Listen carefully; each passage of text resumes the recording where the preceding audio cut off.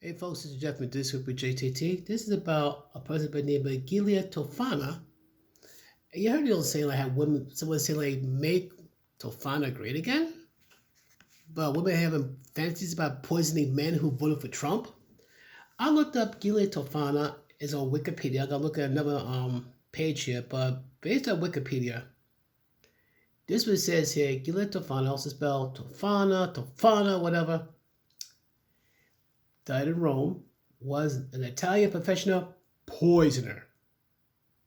Yeah, poison somebody to either make them sick or make them see the afterlife. Or they, over there back then, they make them sick or make them see the Elysian fields or Hades. She sold a poison called aqua tofana. So that's what they talk about. Make aqua tofana great again. Wow. Okay. Yeah, you women are psychotic, but I get to you later. Trust me, I will get to you. I will not forget. Just sit tight. To women who want to murder their husband because of domestic abuse and other forms of violence at home. Okay, I don't agree with it, but I understand why they want to do that. But right now they're present. But let me go on a little bit about this person here. Information by Gila Tofana, background is sparse. She was thought to have been born in Palmero. Speculation by historians that she may have taken the first name of her mother as her last name, a common practice at the time, led them to believe that she was a daughter of another Palmero poisoner. So is it a family? How terrifying is that? Tofania Diadamo was accused of poisoning with an arsenic concoction. Whoa! Arsenic is nothing to joke with. Arsenic concoction of her own invention. Aqua Tofana was executed on July 12, 1633. Gee, I wonder why. I think trying to kill somebody with poison is very frowned upon, I imagine. According to one version of events, Giulia Tofana fled to Rome and set up a poisoning ring that began to sell this poison to women who wanted to escape abusive or inconvenient spouses. Okay, like I said, they're abusive but inconvenient? Let me guess, because he's fat and unattractive?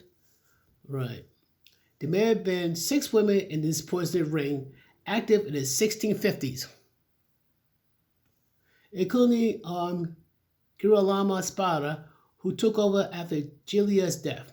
Tofana's involvement in all this is not confirmed. Only recorded evidence of poisoning activities was the execution of Tofania Diadamo in 1633 and Girolamo Spada in 1653, claimed to be the daughter of Gila Tofana. Historian points out to Julia Tofana dying in her sleep in 1651 when no one aware of her poisoning activities. So basically, she got away with murder, pardon the pun.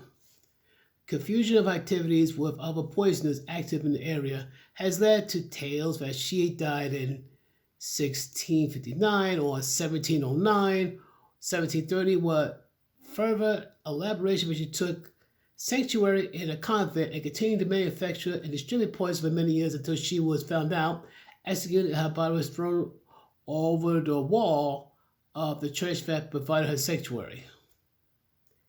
That is nuts. Totally nuts. Ooh, well, that's one, that's from Wikipedia. But I think there's way more to the story than that. It's way more than that. You see, I got to find out about, here we go.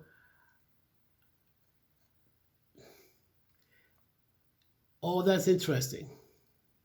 Here we go. This is called Oh, That's Interesting, Giulia Tofana, the legendary serial poisoner of the 17th century. This should be fun.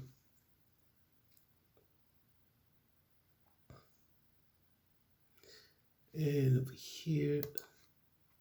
Whoop, here we go. Like I said, Wikipedia, and this way here, all that's interesting. Giulia Tofana, yeah. Meet Giulia Tofana, the 17th century professional poisoner said to have killed 600 men. Oh, great. Like, we have enough psychotic women. Now you got one's going to look up to a serial killer. How sweet.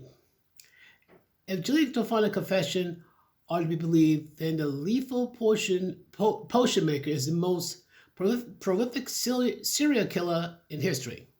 Lovely. Jack the Ripper had nothing on her.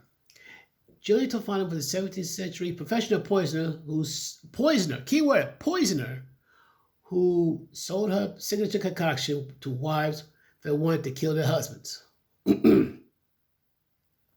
Once she was caught, Tofana guessed that she was responsible for having provided poison. It was 600 deaths, which in a way made her one of the most prolific assassins in history. She had purportedly managed to synthesize her own tasteless, unchangeable poison that she packaged covertly in a makeup bottle. Ooh, that's a sneaky person. Her secret reign of terror lasted nearly 20 years. By some estimates, ended when she was turned in by a guilty party. Oh my goodness. I'm not gonna go too deep into it, too deep of a dive. I'm gonna leave the links to that one from Wikipedia and all that's interesting. But the reason why I look into this though, because you women, you triggered, unhinged, mentally unbalanced, possibly chemically unbalanced women. First, you went for the 4B moment. I think it's like no dating, no marriage, no sex, no children. Plus, you throw in like no interaction with men. Okay, that's the first level of ridiculous insanity.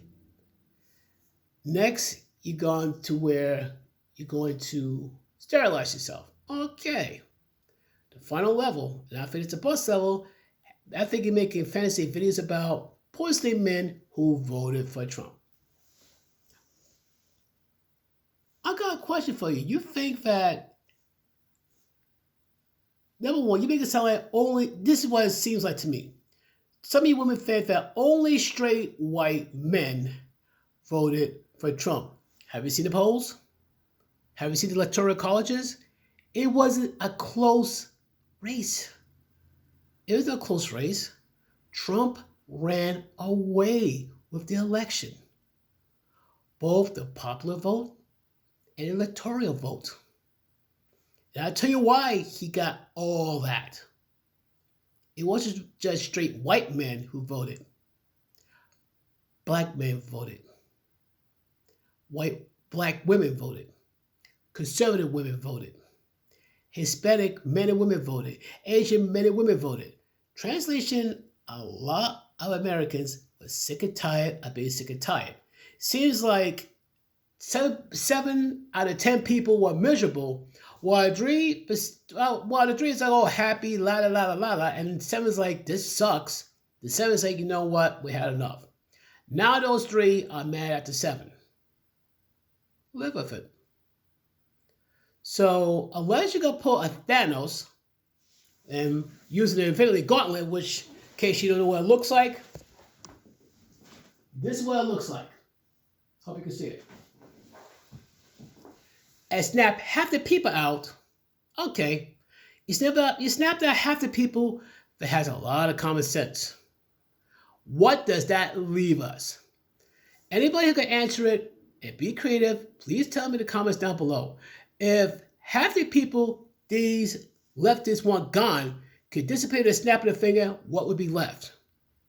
Tell me in the comments down below. But make a long story short, you women who fantasize about poisoning somebody because they made a choice in politics. No gun to the head, no death threats. They made a choice, and you fantasize about possibly taking their lives because of that choice. Last time I checked, we still living in America. And the day ever comes that you people on the left control everything that everybody says, we no longer live in America. We'd be no different than Venezuela. We'd be no different than Cuba, China, Russia, North Korea. And Obama's vision of America not being exceptional will come to fruition. So what do you think, folks? You think I'm coming across too cross? You think I'm unfair? You think the history of Julia Tofana is interesting? Either way, let me know in the comments down below. Peace.